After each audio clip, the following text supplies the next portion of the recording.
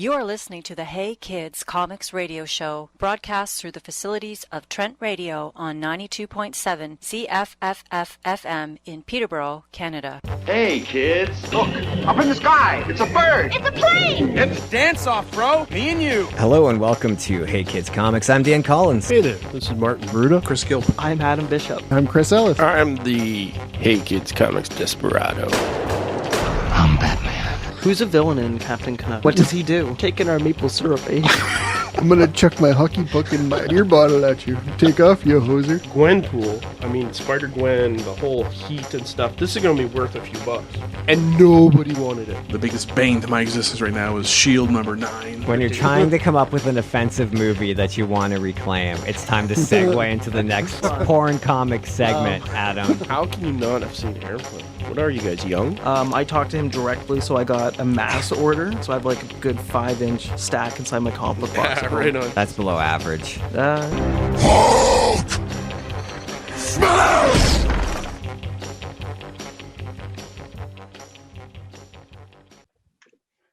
Hey everybody, welcome to the Hey Kids Comics Radio Show. I'm one of your hosts, Martin Bruda, and with me today are... Dan Collins. Chris Ellis. Chris Gilpin. And Tony White. Beg pardon? Who? In case you guys haven't noticed, we have a new host with us today, Mr. Tony White. Tell us a little bit about yourself, Tony. I'm 6 feet even, 210 pounds. I don't enjoy long walks on beaches. What? But I do enjoy a cold lager from time to time. I'm also an editor, and more specifically, managing editor at Lev Gleason, but sort of.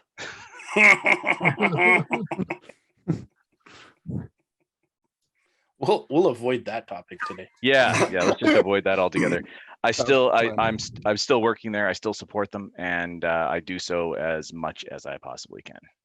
Fantastic. Which isn't a lot at the moment. Yeah, we just saw their solicitation for, what is it?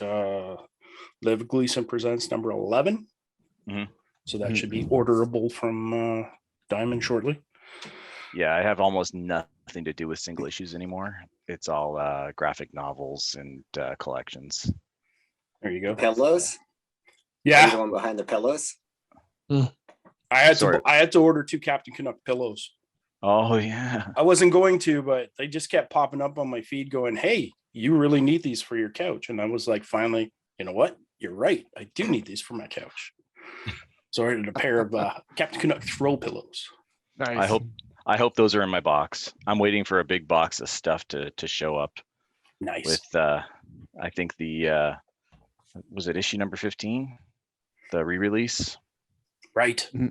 I'm waiting for that. It's going to have some sort of sticker on it that makes it exclusive or something, and some signatures and that sort of thing. Fatty said that there's a copy of that coming my way too, since I missed the general release of 15. Yeah, they held back a few, so that would be nice. Yeah. Anyways, this week's topic, since we're doing topical shows this week, is basically no topic. We're just going to talk about what we've been doing, what we've been buying, what we've been selling, what we've been anything interesting that's been going on. Since we sort of don't have that segment normally, we're going to just do a catch-up show. Sort of, what are we buying? What are we reading? And I think the answer is not a heck of a lot, but we'll see what we got. Who wants to go first? Crickets. I'll go first. I'll go first. Tell you what, I'll go first. So for me, a lot of, aside from my regular polls, I've been doing Kickstarters for stuff that catches my attention. So the latest one to just hit my mailbox here was the catch up of Jack Grimm. I had 1 through 3, so now I have 4 through 10. So I have a lot more reading to do to catch up. Jack Grimm is by Gary Boyarsky, and I believe he's in Saskatchewan. I think so. And if he's not, I apologize, Gary, and I apologize if I butchered your last name. But it's a very kind of a cool supernatural series that's like not like super gory, or it's actually kind of just like a fun little romp about a guy who's on the hunt to be the harbinger of death. So that's kind of a fun little read. Actually, I don't know if anybody else saw the new one that they just did. He did like it's kind of like an annual almost. It was a Kickstarter, and he's got some guys like Dave Sims doing covers and stuff for that one as well. Jack Grimm's Halloween Treat was Yes. the name of that issue. Yep. Yeah. Yeah. I've signed up for the Dave Sim cover because Yeah. Cerebus. Yeah. Of course. I got some Auric, and I of course got the three covers, the sketch, the Mike Ruth black and white, because man, I don't even know which way to move my hands, right? Mike Ruth is fantastic. Love Mike. He's like a super cool guy too. Always willing to like chat or whatever. He's kind of a fun guy. So yeah, you have to have the Mike Ruth variants. Yeah, Those of course. so nice. Yeah. I think I've got every single one so far for all the issues. I do not. I've got a few like kind of here and there. Whenever Andrew Thomas had them at the shows, I would buy them. I think I've done a couple of the Kickstarters. So when I did the Kickstarters, I always got them, but that was the last one they did. So I got that one. This one kind of caught me off. I was kind of like a little bit surprised by this one. I was like, you know what? I'm going to give this guy a shot. I always see his stuff like popping up in the face groups. So it's Blackthorn by Colin Work. And of course, you can't just get like the current issue, right? So I got them all 0 through 4.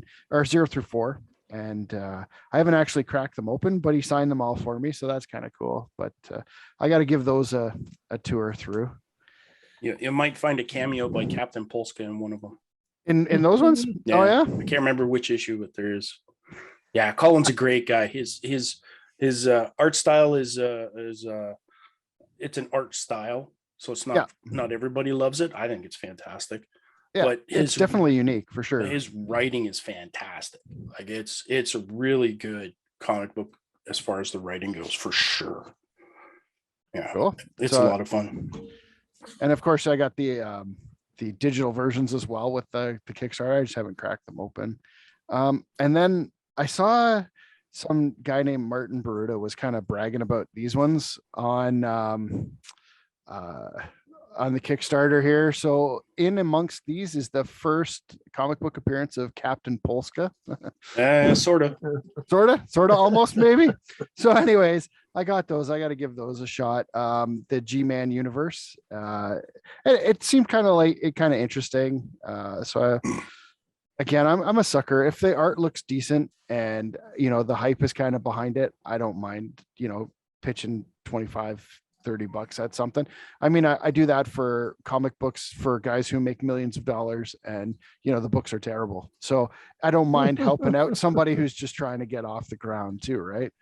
Yeah, that one's actually done by Rick Offenberger, the editor-in-chief of First Comics News. Okay. Yeah, he's a big, huge, massive Archie Comics Shield fan. So he's been kind of carrying on some of those stories and stuff like this. And I think that's about the third Kickstarter he's done so far. He did one like almost immediately after this one, which I did not buy into because I'm like, there's only so much dollars to kind of get spread around, right? So I did that one, and then I missed the next one right after it. But that's kind of where I've been, kind of throwing my dough these days. I have been bolstering my Captain Canuck Volume 1 CGC stuff. You don't say. Yeah, so I have a couple of them now.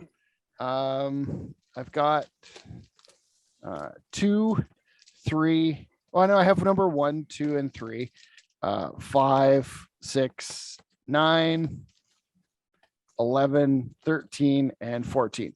So we're getting there. Wow.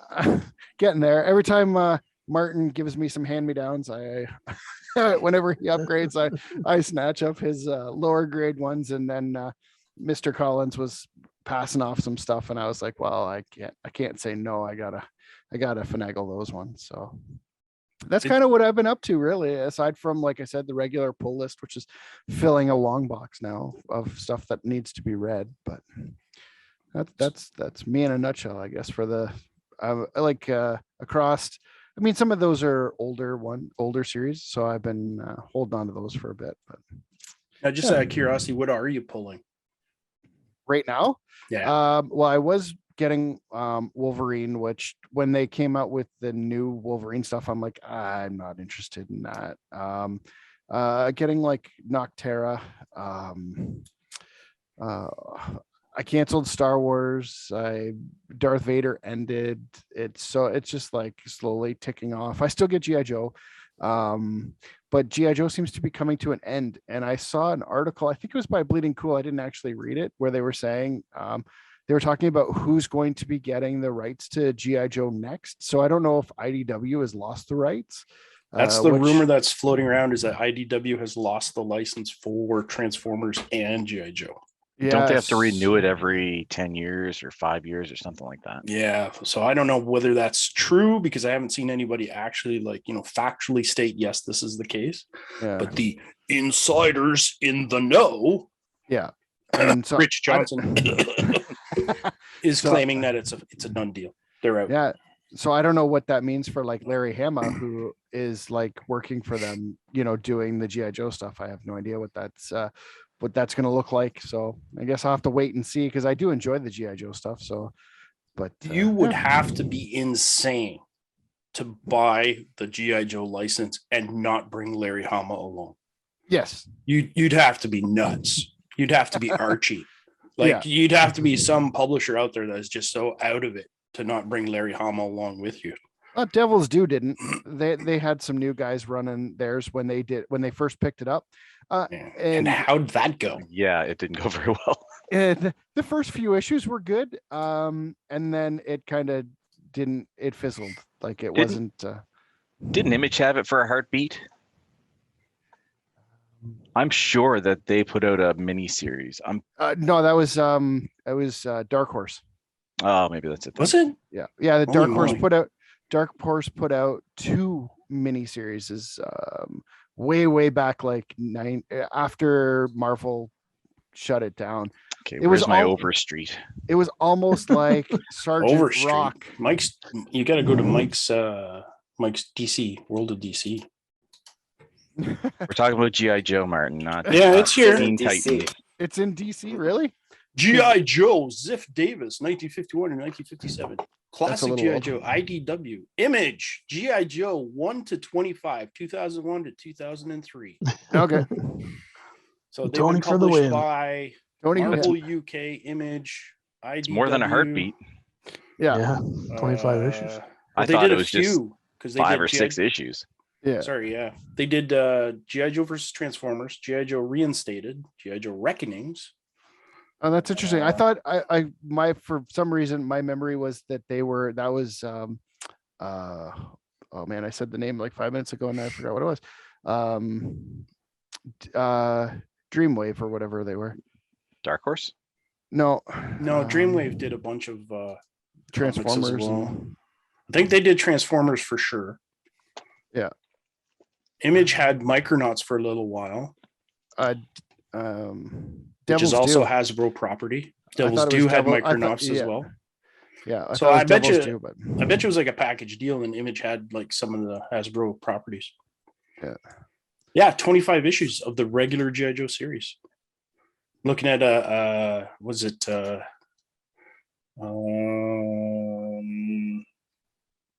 brain farting here. J. Scott Campbell. Mm-hmm. He's doing the cover to number 1. And of course, Scarlet. Yeah. There with snake eyes. Of course. I was about to say this looks like a Liefeld cover, but no, they can draw feet. Yeah. So that's pretty much all I brought to the table for tonight, really. And that's kind of where I'm at. Right on. Yeah. a good segue from that, because you talked about Kickstarters like 17 minutes ago, is that a friend of mine, Andrew Clark, has one on the go right now for the last, I think it's in its last 2 weeks. It's Adam #6. Really, the tagline on that comic is, in any other comic, he would be the bad guy. But it's an interesting series. It's pretty violent. It's kind of twisted, but it's good. I worked on the last 2 issues with him, editing them, and the issue 5 I put more into because issue 6 doesn't really need as much. But yeah, it's a good series. If anybody wants to support it, it's going to be hard to find just searching for Adam on Kickstarter. No, it came up right away. Did it? Yeah. Awesome. But maybe that's because my algorithm pops up nothing but comic book and wristwatches. All Canuck stuff. Yeah. Canadian made. Yeah, he's Nice. he lives just a little ways from here. He's about 20 minutes from us here in Nova Scotia. So he's a Canadian, and support your own, I guess. Yeah, for sure. That's kind of what I try to do. Like I just it just ended, but Anthony Rutgazer's one just so I was kind of looking forward to seeing that one too. I'm just looking to see if there's a catch up that you can get all the physical copies. There is. Yeah, there is a catch I went up. looking. I did I backed the Kickstarter and did the catch up. Oh, did you? I'm just seeing digital though. I don't know if he has there's something else there. I don't know if he has all the physical issues. He was trying to put together a 1-to-5 trade. He did a Kickstarter before, I'm going to say sometime early summer, to try and get that, and he was like short by a little bit. So of course, too bad. Yeah. So he was trying to put together the trade, but I don't know if he has any single issues. I'm not 100% sure. Okay. Well, we'll definitely have to put him on our radar here. Yeah. I mean, check through the the rewards there, but I don't remember. He usually prints a lot of them to take to shows, and he usually has a few left. I probably have the first 5 in a box here somewhere. I might even have two sets of them. I don't know. I'd have to look. It's so hard to find stuff around here now. I've been buying collections like, I don't know, like it's a midlife crisis. It's well, speaking of segues, it sounds like it's your turn, Tony. Oh, since you've already started. I don't know where to start exactly. I'm not going to pan my camera around, but because my room is, it's immaculate, obviously. But just so I don't make you guys jealous of how clean and tidy it is. Okay, so I bought a bunch of collections recently. I got some decent stuff out of it. Some hard to find stuff, some mildly naughty stuff. Oh my. Debbie. Nice. Yeah, it's apparently hard to find. And stuff that I brought in for who. Yeah, Adam and I are both trying to get. I think he might have a complete set of Cherry. I still don't. He says he has 1 and 2. Of just Cherry, or Cherry Jubilee. In the message, I think he said he had 1 and 2 of Cherry. Maybe you meant Cherry Jubilee, yeah. Yeah. But in this collection, as I was digging through the back of the box where all this stuff was, I found a few things. You recognize the artist? Adam Hughes. Early Adam Hughes. Nice. Very early Adam Hughes. Is this one? Yeah, there's another one. No. Sorry, I just had a flashback of my comic collection I just sold. I had Adam Hughes's Wild Wild West. And I don't know if I kept that or I sold it for 60 cents. Oh. Dang. Yeah, those were the early Adam Hughes. There's a bunch of other covers in there by people that are not Adam Hughes, but it's just neat because they're very early in his career, and they didn't print 25,000 of those. You know what I mean? Nope. What else did I get? I did get rid of it. Son of a gun. Millennium Comics from 1990. Wild Wild West with an Adam Hughes cover from 1990. Oh, how did I let that go? I don't know if you guys are familiar with Kurtzman. Oh, right on. So that was in one of the collections. And then I looked this book up to see, is it worth anything? And it is actually, yes, it is worth a little bit. I didn't know that, but a little over $100 on average. I found Super Mario Brothers #1 from Valiant Comics. Nice. Those things can get expensive. $275 I sold it for. Yeah. The whole collection cost me $200. Yeah, exactly. It's always nice when you get that one book that pays for the whole thing. Yeah, I mean, that Kurtzman book was in there. This was in there. Oh, nice. It's got both signatures. Nice. JR. Like there's a bunch of really decent stuff. That's not super value. Maybe 30 to $60, depending on condition. That's a $60 book there. Apparently, those are hard to find. Is that in French, that one, or is it translated? No, it's translated. Nice. Yeah. And then these are not that valuable because nobody really cares. But I got some of these. I care, Tony. I care. I don't even know why I keep them in the box. They're just taking up valuable room for other things. But but yeah, these were in there. I don't know what they're. I don't think they're worth very much. Dan, next time I send a package up, I'll send these up with them. You can have them if you don't have them. I don't have those. No, you might like them. Awesome. Yeah. I'll figure out something with Martin and do a swap with him for some stuff, or send some stuff that I may have said I was going to send him before. I can't remember. You'll have to remind me. I'm old and I work like 12 hours a day. Yeah. We can relate. Also in that very same collection, this is a Dick Tracy Treasury sized. Oh, that's cool. Issue. That hits me in the feels because I've been doing a lot of Treasury shopping lately. Oh boy, let me show you. This is this set. This was loaded with them. Superman salutes the bicentennial. Oh, that's these are just the DC ones. Yeah. First edition, Wiz Comics. Superman Shazam. Oh, that's one I don't have. That one's nice. I only have like one of each of these. Yeah. However, the Marvel Treasuries I'm going to get to in a second here. I've got duplicates of some of them that were in that collection.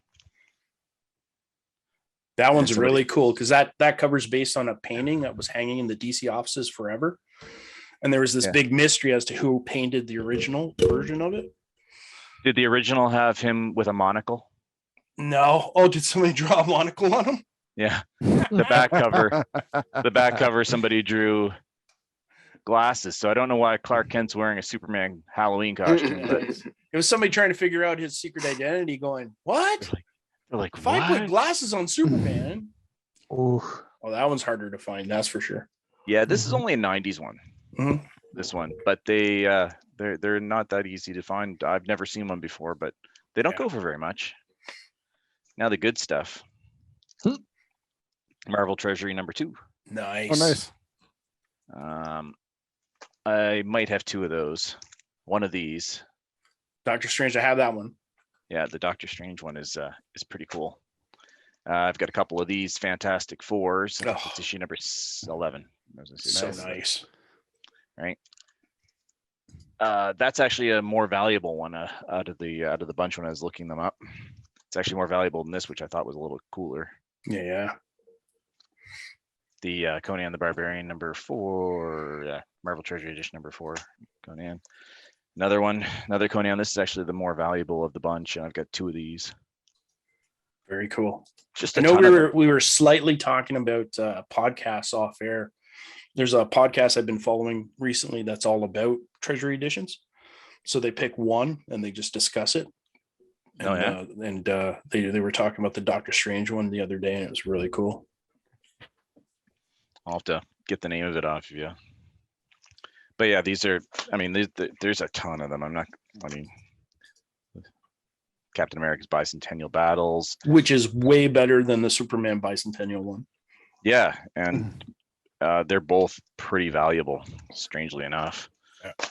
Howard the Duck, I've got like 3 of those. Yeah. I actually got that one recently. It's in my pile. Somebody accidentally put it in as the Defenders because the Defenders are in it. I'm like, how do you put it down as the Defenders when right there in the big, huge cover image it says Howard the Duck? The Hulk ones are nice. Yeah, the Hulk ones are nice.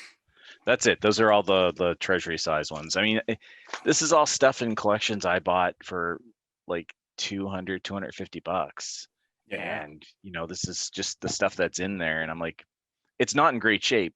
It's not high end stuff, but I was able to clean them up a little bit. They present a lot nicer. And I was gonna ask, are we anti pressing and cleaning, or are we pro pressing and cleaning? No, I got no problem with pressing. No, I've sent a couple of books off for pressing. Yeah, sometimes people don't really like it. It's not, but I pressed all of those. They whine and complain that it's undisclosed restoration, and it's like, no, if you stored your comic book underneath a stack of comic books for 20 years as a kid, and the bottom comic book gets all its creases pressed out, it's not restoration. No. It's different if you're like color touching and repairing tears and stuff like this. That's different. But if you're that's what I think. Yeah. Like I cleaned this one here. You can see the white is cleaned up quite a bit. I used a very, very soft eraser to lightly clean it. And it took time. It was not a quick process. Yeah. And then I pressed it, and you can kind of really closely see where there used to be a little bit of like minor creasing, but I bought a press a few months ago, and sort of 2 months ago, not even. And I've been pressing things. I started with some very let's say less than valuable comic books. Yeah, you got to practice. Well, practice makes perfect, right? Yeah. I can't remember what comic it is, but I made a mess out of it trying to use an eraser on it. Oh, just destroyed it. Went so through the easy. paper in a couple of spots, hit the block in a couple of spots, and I was just like, I thank the Lord this was a piece of junk dollar comic. Yeah. You use the wrong kind of eraser. You press just a little bit too hard, and you're not holding that cover down a little bit. Wrinkle or tear. Super easy. Yeah. So yeah, I've gotten very used to doing that, and I pressed all of those, and they look very nice now compared to what they were. But they were not good looking when I bought them. It wasn't that I cheated the guy out of it. I'm just like, these are not good, and I may not be able to make them look good. But I did. So yeah, exactly. And so long as you can get those couple of books, like Chris will tell you for sure, so long as you can get those books that pay for your initial investment, the rest is just gravy. Yeah. Oh, here's something from last week's show, because I know everybody probably hasn't read these. Oh my God. The Deluxe Collector Set. Nice. I mean, come on, look at them all. You know how Adam reacts when somebody mentions Doctor Who? That's me when someone mentions Robin. Oh. Man. It's not even Robin. It's Robin 2. Deluxe Collectors. Yeah. I've got 2 of these. 2 of these in this. All 9 covers? Yeah, it's just packed full of books, man. It's like all 4 newsstand covers, all 10 hologram issues, all 4 trading cards, 2 custom acid-free backer boards. Yeah. Wow. Also in that same collection, half a short box of Robins. No doubt. Nice. Yeah. No, it's just I come across a lot of good stuff. I mean, I end up with a lot of trash, but I shouldn't say trash. It's not trash. It's just stuff that I don't want, which is basically anything trash that isn't a key, or I don't have room for everything. So when I get this stuff, I take out the good stuff. I take out the stuff I might be able to conceivably repair, and then I take the rest to a comic shop in the valley, and he gives really good store credit for what I consider just filler issues. Yeah. Well, that's good. Can't complain about that. Yeah, I think if I was to add it all up, I've had about $1,000 worth of credit at that store, just since the beginning of the summer. That's not terrible. No, it's not bad. And these were in the collection right before this one.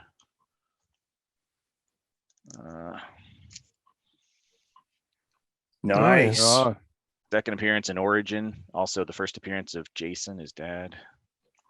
Unless you watch the movies, then Ego, his dad. First time Star-Lord appears in color. And I don't know, fourth appearance and sixth appearance. Oh, nice. Yeah. Somebody likes Star-Lord. Yeah, I mean, I've got his first appearance in a frame out there. I've had it for years, but I've never had these. I saw this one at Value Village once. They wanted $24, and it had a tear straight up the spine and one up here. I was just no.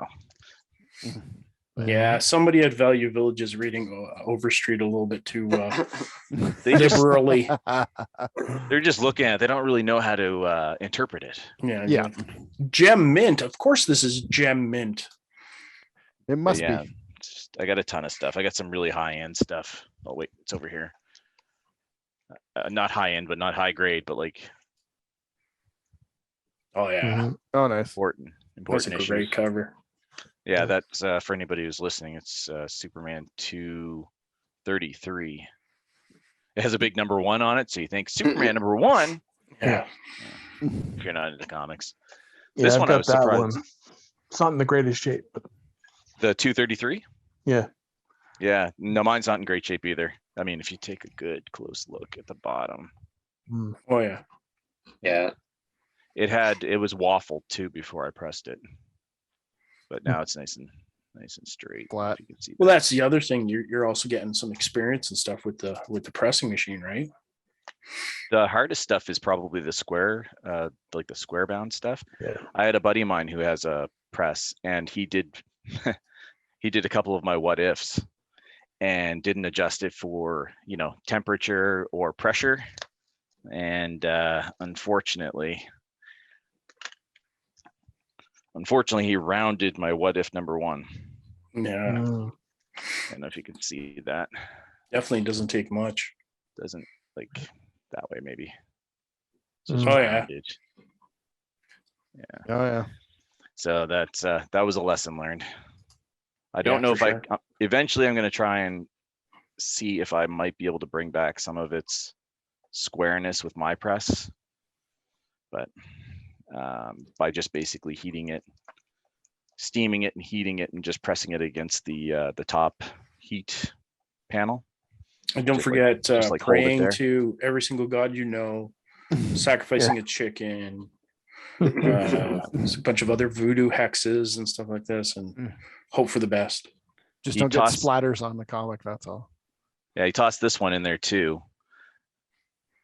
Pressed it down and started it. And then he looked at this one and said, "Oh no." So he popped it back out real quick. He's like, "I'm not doing any more of the squares, not doing them." Yeah, exactly. Can't blame him. No, Take no. up a lot of time. You guys can tell me to shut up. No, it's all good. But yeah, those collections, I got like, I don't know, man, 30 different what ifs from the last 2. A bunch of you guys, I don't know how many of you guys know it, but like I collect these. Yeah, I got all of those. Chris has got the set. See, Yeah, I don't yeah. have the set yet, but I'm working on it. Okay. I got a bunch of them on my wall right now too, and some duplicates. But that I'm darn close. that darn Care Bear one is hard to find. Care Bear. Well, that's the thing. Like a lot of people condition. don't realize that the kids comics got those borders as well, right? And Yeah. you'd think, oh, kids comic, nobody wants those. But any And that kid was that the got problem. them read the snot out of them. I have yet to see one in the wild. I mean, So- it was hard enough to find this, and I still haven't found the GI Joe. So I mean, it's not easy. Trying to find the kids ones in any kind of condition whatsoever that doesn't, you think Yeah. spectacles is bad. Most of them have like crayon all over them, and Yeah. Shredded. This is also a harder one to find. I think Chris will agree. Yeah. People just never really respected Marvel Age. No. it's a great informational magazine. There's No, nothing it's wrong full with of Marvel first Age. appearances. Yeah, It's full of first appearances. That's what I have a problem with. I think it's a great comic, and it was a great news source, and it was fantastic for what it was. But Martin's gonna come egg my house now. It's a wizard magazine. It's not a comic book. Yeah. You know. First appearance. Yeah, I got first appearance in cameo, in pajamas, in an advertisement, showcased on the back of a magazine, read by Wolverine. This was in the last collection.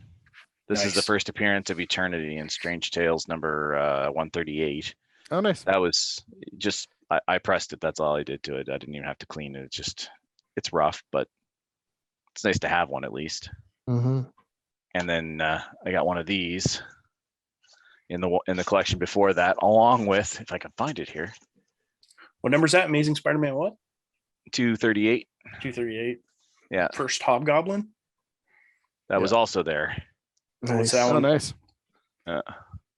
The Hobgoblin one didn't have the stamps, but I located some stamps, and then I performed a little bit of surgery. Fantastic Four? Yes, it was. Yeah. I picked up an Avengers 230 something, whatever one it is, with Egghead on the cover, and hoping that it had the stamps still in it, but they were gone. Yeah. Is that stamps or those tattoos? Tattoos. Sorry. Yeah, tattoos. Yeah. So it's not like it was the value stamps where you cut them out of the pages. No. Oh God, that's heartbreaking when you don't look through a comic close enough and you take it home. You're like, look what I got. You start flipping through it, and then you trip across the little rectangle hole. Yeah. The Marvel value stamp missing. That's a killer. It was such a good deal. Now I know why. Yeah. Right on. So you're having fun. I'm having a lot of fun, and I'm finding a lot of books that are valuable, and I'm making a lot of money for my children eventually. There you go. This little sucker, this will be the last one I show you. I don't want to take up more time. You wouldn't know it to see it, but this is a $200 comic book. Yep. Yeah. It's one of the ones in those 3-packs or 2-packs. It was only in the 3-packs. Yeah. Yeah. There you go. Yeah. We've got a couple of books like that lying around. The Black Hole number 4, for example. Do you still have yours, Chris, or did you end up flipping that? I think I flipped that. Yeah, I have one. I lied. I'm going to show you just 4 more that were in that last collection. Nice. Yeah. All first prints. That's the second appearance of Harley. Yeah. There we go. I'm a terrible flipper. I can't do what you do, Tony. I'd end up with a collection that fills my entire house. My wife. Oh, buddy. It's not easy. I got to get rid of the chafe and the stuff that I have duplicates of, which unfortunately I have lots of duplicates at the moment, and I can't bring myself to part with them. Yeah. So I'm finding it harder and harder. Yeah. So the last collection of stuff I bought was actually toys. Okay. Yeah, I saw that actually when you posted it. Yeah. Oh, your helmets and stuff. That was kind of neat. Yeah. Ant-Man's up there. I didn't bring in the other ones to set it up, but yeah, I like that Punisher War Machine helmet. I wanted one of those, but my wife said no. It's badass. Like, I'm looking at it, I'm like, I can't tell if it's been dropped or damaged. It's all scuffed up, so I have no idea if it's lived a comfy life or not. Yeah, but that's how it's supposed to look, so you'd never know anyway. Yeah, those things are so expensive. You can turn them around for $120 a piece, easy. Yeah. Online, and I paid $380 for everything. Nice. There's 5 helmets, Thor's hammer, and the Iron Man Infinity Gauntlet. Very cool. Very cool indeed. How about you, Chris? What have you been doing up to lately? All my comic joy comes from TV shows these days. Currently, I got to force myself to get back into reading. But how do you feel about Hawkeye? Have you been watching it regularly? Yeah, I like it. I think it's pretty cool. Hawkeye's fantastic, but they owe David. Is it Aya or Aja? Aja. Yeah, they owe him some money. Yeah, I mean, it's all their posters seem to be based on his covers. All the opening credits, all the fonts and everything. It's all his stuff. Mm-hmm. It's all his stuff in the TV show. So they should be breaking off a nice chunk of money for him. But it's fantastic. I've watched all 3 episodes so far, and it's great. No, it really is. I didn't have high expectations, which I think also helps. Yeah. You know, you go into it and you're like, it's Hawkeye. Yeah. My wife does not like Hawkeye. Any other Avenger, anyone. He's her last choice. And this woman will rewatch every Marvel movie. The only time she doesn't pay attention is when Hawkeye's on the screen. See, I like Hawkeye because he was always the quiet one in the Avengers movies. He's always in the background. And when he was talking about his costume in the TV show, he just basically went on about why. His job is to be a ghost, is to be hidden, to be the sniper of the team.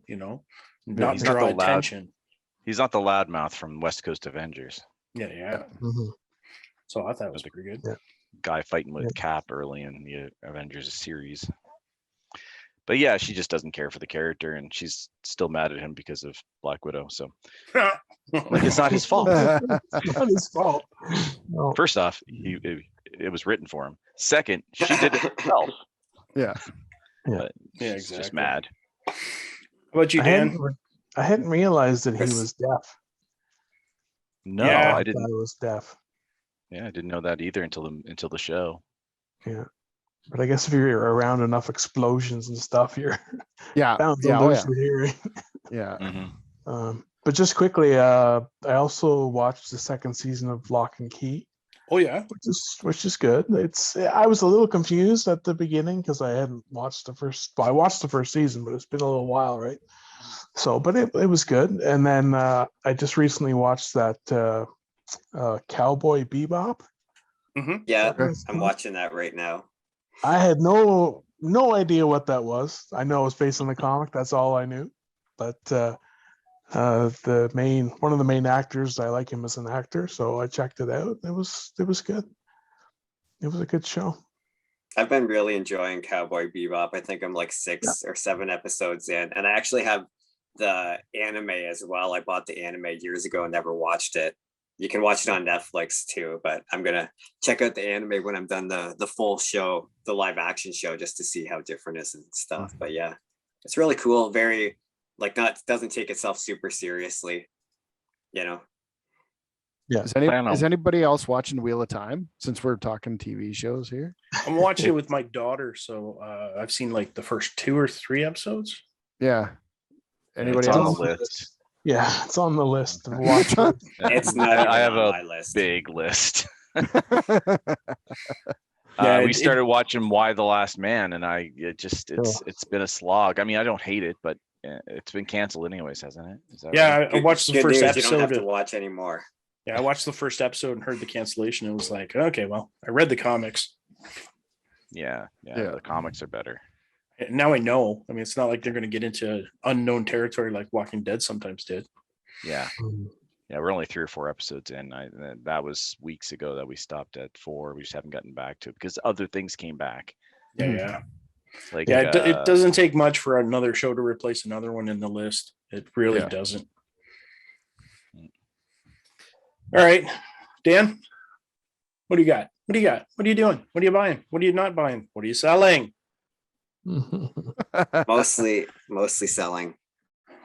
I thought you were going to segue to me earlier when we were talking about midlife crises, because I had my midlife crisis and sold off a giant chunk of my comic book collection because I wanted to buy a motorcycle or do something, and I have done nothing, but I do have the money, so there's still a chance to do that. But yeah, I sold probably most of my good books from my collection, and some people in this show have benefited from that. Sold a bunch of my Captain Connect slabs to Chris. Thanks, Dan. And no problem. And Marty, sold Marty a few things there. I don't know what you're talking about. I just reached a point where I was looking at my collection over in the corner every day, and this frustration was growing in me at it. It's just there. It's just sitting there. It's not doing anything. I'm not enjoying this. I'm not enjoying collecting. I was really enjoying collecting up to a couple years ago, but the past year and a half, 2 years, I just haven't enjoyed collecting anymore. And so I stopped collecting single issues for the most part. I don't get anything pulled from the comic book store. And just eventually I was like, okay, I'm in a small space. This is taking up a lot of room. What do I actually Did not spark want? joy. Yeah, exactly. It did way worse than spark joy. It sparked other anxious feelings, seeing it taking up valuable space in my tiny apartment. So I did the thing that you're not supposed to do, which is I complained about it on Facebook. And then somebody, one of our friends, Dan Boudreau, he was like, hey, what are you selling? I'll come check it out. And so I ended up making a deal with him and selling a bunch of it to him. So, and I sold some stuff to him. He offered me, he was like, hey, will you throw this in and this in, some stuff that I wasn't necessarily planning on selling. So I did get rid of some stuff that I kind of wanted to keep, but in order to get rid of more stuff, I, bit the bullet. And so far I haven't regretted anything, but I also haven't checked to see if any of those comics have skyrocketed in value. So when the first time I see something that's extremely valuable now that I sold to him for pretty cheap, I'll probably punch myself in the face, but yeah, you'll probably wince like I do every once in a while. Oh, yeah, no, I hear you, Dan. It's happened to me twice with comics, once with my action figures, and it's just like, these are not bringing me joy. I just want them the heck out of here. You liquidate, you sell, you get rid of. The last time I did it with the comics I just sold recently, I just kind of refocused. These are the few titles that I really want and that do bring me joy, and kept I think about 4 or 5 that I'm actively collecting, and a few other ones that were nostalgic to me. All the rest of them, like, yeah, sure, I winced a little bit that Wild Wild West #1 went. So what? Yeah, big deal. Win some, lose some. Yeah, it's like when you sell your buddy Amazing Spider-Man 316 and feel bad for charging him $30, and now it's worth like $300 just because Venom's on the cover. Yeah, one of those was in one of those collections. Yeah, I mean, it was a jerk move on your part to sell for $30, but I mean, I know, right? Come on. Yeah, that's one thing. I let go of, what is it, Ice Cream Man #1 for like 100 or something when the iron was hot. Yeah, and now it's way up there even more. But how many times did you sit there on a book going, okay, this is hot right now. This is hot right now. I'm going to wait till it gets even hotter. And then all of a sudden, Dark Hawk #1's not worth anything anymore because he's not in the movie. That's it. There you go. Yeah. The funny thing is, as Dan was going through some of my collection, because I had bought back 5 or 6 years ago, I would buy multiple copies of some issues that were supposed to be big. Mm-hmm. And Dan would be like, why do you have 3 copies of this? And I'm like, oh, didn't you know it was a speculator key? And I was like, it's still worth more than I paid for it. But I never bothered to sell. Yeah. And he bought all my Uncanny X-Men comics. And I had 7 copies of one issue that was the first appearance of Jubilee in costume, because I would just pick that one up whenever I saw it for like $2 or $3 as maybe this might. It's kind of like a key, first appearance in costume. And he was like, why do you have 7 copies? I'm like, don't ask. Just wait. What wasn't her costume just what she wore at the mall when they found her? I don't know. No, she went to a costume. Sure she wore a yellow slicker when they found her, and she wears a yellow slicker now. She went to a costume store and picked up a Robin costume. She did change, I guess. Yeah, she did change her. But it's just funny. They literally painted her up to look like she was in a Robin costume on purpose. Yeah, the red tunic and the yellow and the sunglasses she wore that was not quite a mask. Then they matched them up in that DC versus Marvel. Yeah, that was fun. Yeah, I've got the first 10 issues of that comic from a few years ago, Rednecks. Okay, yeah, I got those. It was supposed to be big and TV shows, and I even have the gold variant of #1, which is I think 1 per store. I haven't even read them. They're actually pretty good. It's a decent series. Yeah, it's a pretty good series. Now I think I quit around 20, maybe someplace in that neighborhood. But yeah, no, it was a pretty decent series. It's you should read it. It's fun. Yeah, nothing ever became of it, but no, nothing big. But I read that one until it went on hiatus for a little while there. I don't know what issue that was. They took a little bit of a break. Yeah, that's when I jumped off. Whatever that same point was. thing. I think around 20. I think something like that. It's back now. It's back in previews anyway. So people jump on that stuff. It's the Walking Dead fear, is what it is. It's And that's the problem. It's a self-fulfilling prophecy. Everyone's like, "Oh, this is gonna be hot. This is gonna be hot." So I'm gonna get 12 copies. I'm gonna put them all on Mylar, and I'm gonna sleep with them in my bed so that nothing happens to them. And then, oh, what do you mean it's not worth anything? Yeah, because everybody did that. Because everybody did that. Everybody did that in the 90s. Now, where are all those Deadpools? Yeah. There's got to be 200,000 of those printed. I literally saw a YouTube boxes. video where a guy had a long box and he was flipping through them, and the long box was full. It was absolutely full. Every now and again, when he needs to make rent, he sells one. Yeah. That's one book that I just do not understand in anything but 9.8 grade, because there is just so many of them out there. Mm-hmm. You know, that's an inflated book for sure. Well, no, let's not slag it too badly. I have one. It's probably an 8. So, you know, I got We got to 2. keep the value up for Tony. Yeah, let's just, let's. That's a very valuable book, and everybody should buy 3. It'll be in the mail over tomorrow. 6. It'll be in the mail tomorrow for you to press for me. Oh, there you go. It's in my closet right now because I was expecting my brothers-in-law to show up on Sunday for a dinner, and we had actually had the date wrong of when they were showing up. It's 2 Sundays from now, so I had to pick this heavy ass thing up off the kitchen table and carry it in my room and hide in my walk-in closet. And I don't feel like picking it up and carrying it back out right now. Nice. It's got about 6 minutes left. Pounds. Who has? I was going to say just quickly what I am reading. Like Chris, I've been doing Kickstarters. I backed the Adam Kickstarter from Andrew Clark. As I said, I've done Polybius Dreams recently. Couple other Kickstarters, but I also picked up this that was not on a Kickstarter, but that Marty, you Kickstarted. And many moons ago. Yeah, I got my copy. That up and read that. Yeah, it's good. I think I think they had names in the back of it, right? Yeah, I got the slipcover version. It's not ready yet. Yeah, the slip covers are back ordered or something. Yeah. But yeah, no, I haven't actually read it. I just like to get them and put them on a shelf. There. Yeah. All of I mine actually read this one. Mine are all pretty much uncracked. Yeah, I got one. I got to crack it open and give it a read. I jumped on with Dan and pitched in and split him on the shipping and stuff. So there you go. Yeah. Now me, I like Dan recently sold some comics. I think we talked about last radio show, 10,700 comics. Got rid of my collection. But like I said, I've kept a couple that, meant a lot to me or something like this. So, I still have all my Justice League of Americas. You can barely see that one. And I just got this one in. Which one was that? In the mail. Justice League of America number 27. Nice. It's really hard to see with the Mylar.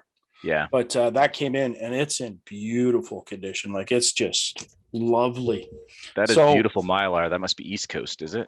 No. This is still my old stash of Bill Cole Mylar from way back when. I still have a little the larger size for some of these older books.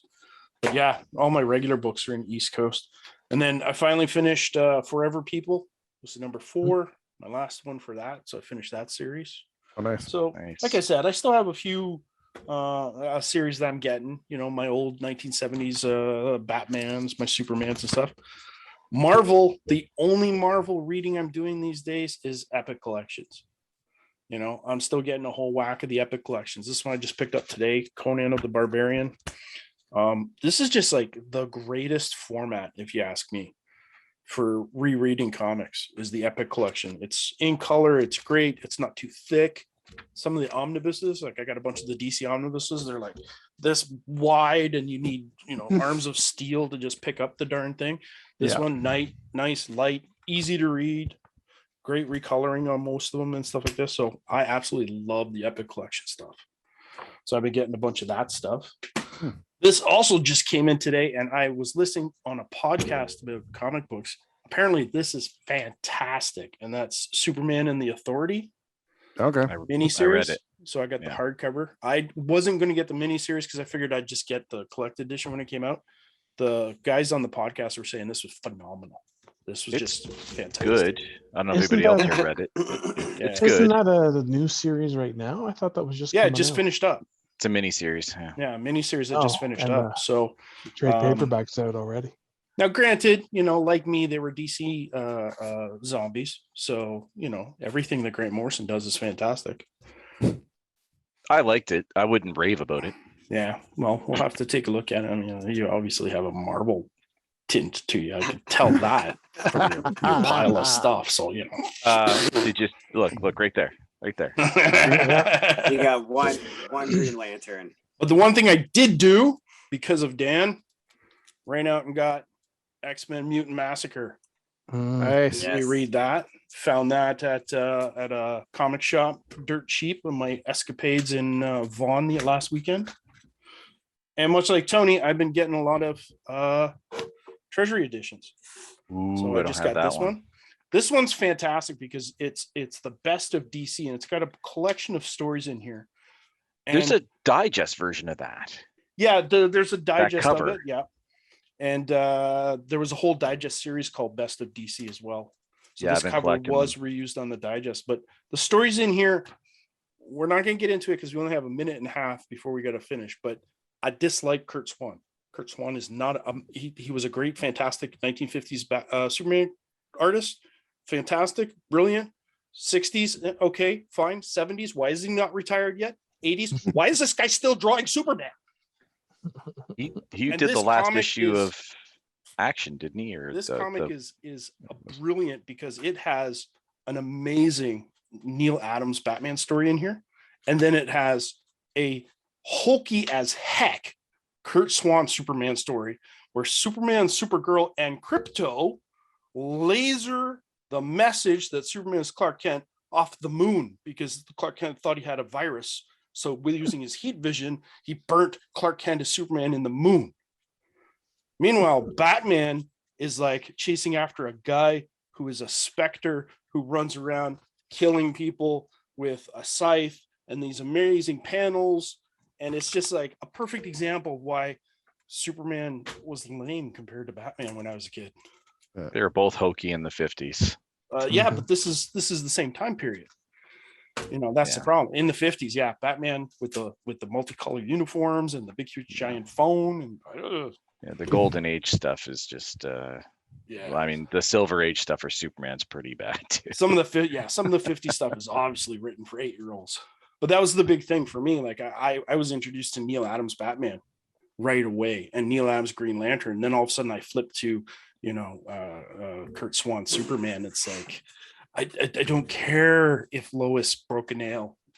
Tell me some really cool stories and some interesting stories. And I don't want to ruin the plot to this, but there's a really cool twist to who the Reaper is and stuff like this. But it was pretty fantastic. So that's the kind of goofy stuff I'm doing. I sold all my Jonah Hex comics to Chris Elis there, and then just had to, because I found it somewhere, pick up Jonah Hex #1 in 9.4. I have this obnoxious habit of finding eBay sales where somebody is selling their slab for way less than they paid to slab it. And I'm like, I have to make you pay for that decision. I have to buy that from you. So that was like $22 Canadian, not including shipping. Wow.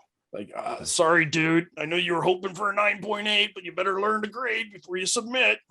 Yeah. So yeah, other than that, I think I got Batman Annual today at the comic shop. I think that's it. I think I'm down to 4 comics now in the pull list, so it's not a lot. Yeah, I think all of ours are mostly Ed and Jed stuff, like Moon Knight and Black Cat, and that's one thing I regret not picking up because I heard that the Moon Knight stuff is fantastic right now. That Moon Knight's getting knocked right out of the park right now. So good stuff. We'll wait for the trade.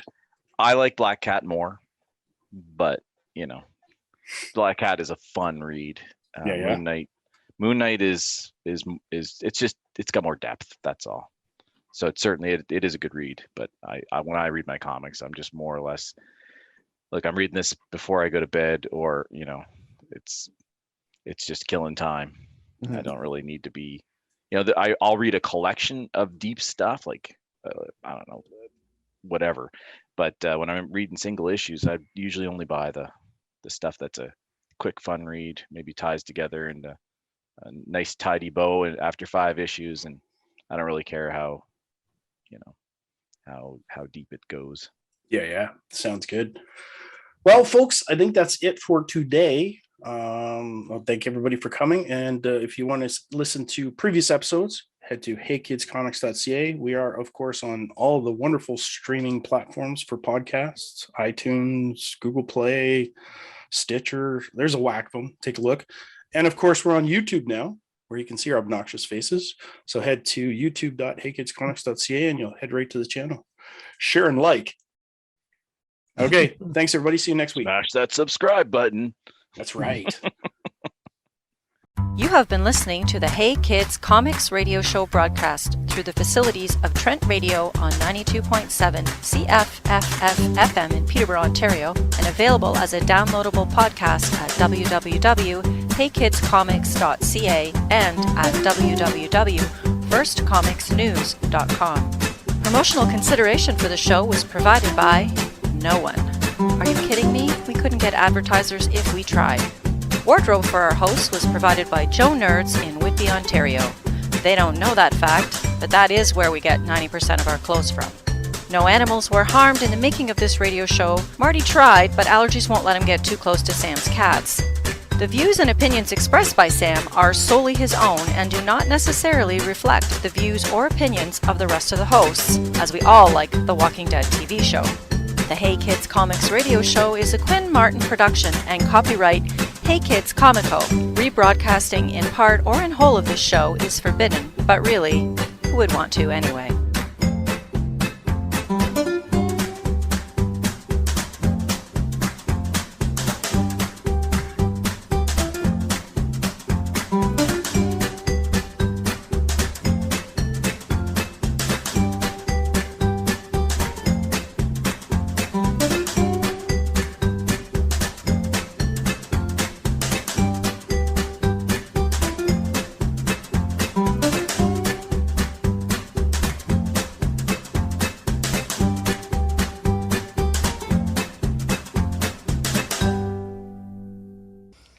Level check for Eugene Levy CFFF promo. Take 3. Testing 1, 2, 3. Good level? Yep. Bobby Bittman here. I always listen to Trent Radio 92.7. I love this guy, really do. You do one more of those? Sure. What was wrong with that one? Nothing. I just the level was a little high. Okay. Hi, this is Bobby Bittman. When I'm in the Kawarthas, I listen to Trent Radio 92.7 FM.